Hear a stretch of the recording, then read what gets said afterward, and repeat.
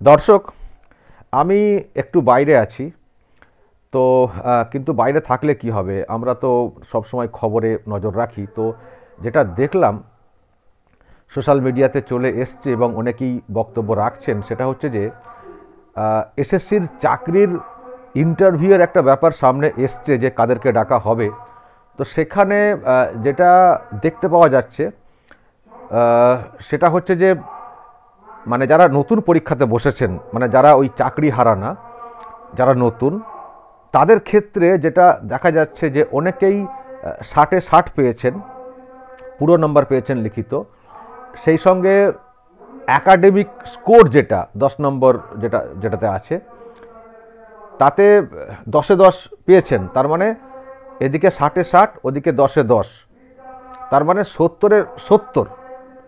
কিন্তু তাতেও নাকি তাদেরকে ডাকা হবে না, কারণ ওই সাবজেক্টে মিনিমাম যেটা আর কি নাম্বার দেখানো হচ্ছে সেটা নাকি 70-এর বেশি, কোথাও মানে কোনো সাবজেক্টে 71, কোনো সাবজেক্টে 72 বা 73 এইরকম।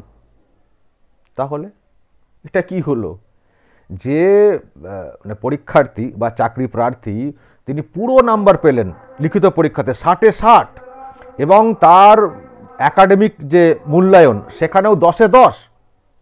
এরপরে কি কি কি আছে, এরপর 10 হচ্ছে অভিজ্ঞতা, ওই যারা চাকরিচ্যুত হয়েছেন তারা সেই নাম্বারটা পাবেন, নতুনরা তো সেই নাম্বার পাবেন না। আর বাকি 20 নম্বর সেটা হচ্ছে ওই ইন্টারভিউ বা ওই যে বাকি যে পার্টটা, ডেমনস্ট্রেশন, এই যে পার্টটা। তো ইন্টারভিউ এবং ডেমনস্ট্রেশন এটাতে তো যারা নতুন তারা অংশ নিতে পারবেন যদি ডাকা হয়, কিন্তু সেটাতে যেতে যদি মিনিমাম নাম্বারটা 71, 72, 73 চায়, তাহলে কি করে যাবেন? কি করে যাবেন? কারণ এদেরকে তো মানে ওই যে অভিজ্ঞতার যে নাম্বার 10 নম্বর যেটা, সেটার নাম্বার তো দেওয়া হবে না। অভিজ্ঞতা তো নেই, নতুন যারা পরীক্ষার্থী চাকরি প্রার্থী তাদের অভিজ্ঞতা কোথায় থাকবে? তো তার মানে যেটা দাঁড়াচ্ছে, খুব আমি জানি না এটা কি হবে, আদৌ এটা টিকবে কিনা, নাকি আবার কোনো একটা জটিল পরিস্থিতি তৈরি হবে, নিশ্চয়ই কোর্ট কেস হবে।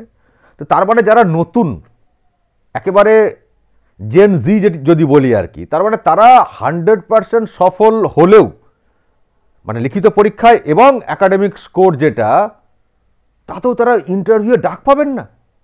ইন্টারভিউয়ে ডাক পেয়ে সেখানে নাম্বার কম পেলেন, চাকরি হলো না, সেটা অন্য বিষয়। ইন্টারভিউয়ে ডাকই পাবেন না, এ কী সিস্টেম? কী সিস্টেম? ফুল মার্কস, একাডেমিক স্কোরে ফুল, তারপরেও ডাক নেই, এ কী সিস্টেম? আমাকে অবাক করছে দর্শক, যে কী সিস্টেম, কী ফর্মুলা চালু করেছে এই সরকারটা।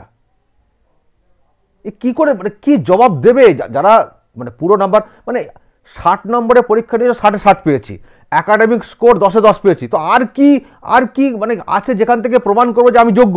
আর কি? তার মানে তো যোগ্যতার যে প্রমাণ, তার মানে হচ্ছে না, হচ্ছে না।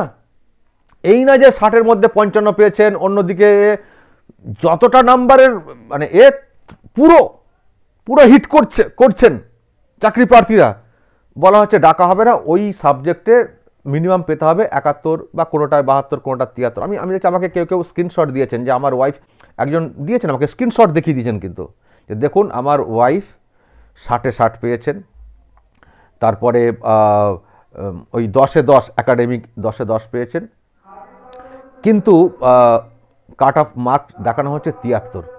তার মানে এত নাম্বার পুরো পেয়েও তিনি কিন্তু মানে ইন্টারভিউ ডাক পাবেন না। ই কী রে ভাই, ই কী সিস্টেম চালু করেছে? এ তো পুরো গাঁজাখড়ি একটা গল্প, আবার গল্প, তার মানে আবার গল্প। এ কাদের জন্য করা হয়েছে? হয়তো বলবেন যে যারা চাকরিচ্যুত হয়েছেন তাদেরকে সুবিধা পাইয়ে দেওয়ার জন্য, কিন্তু আমার মনে হয় না মানে তারাও সবাই সুযোগ পাবেন।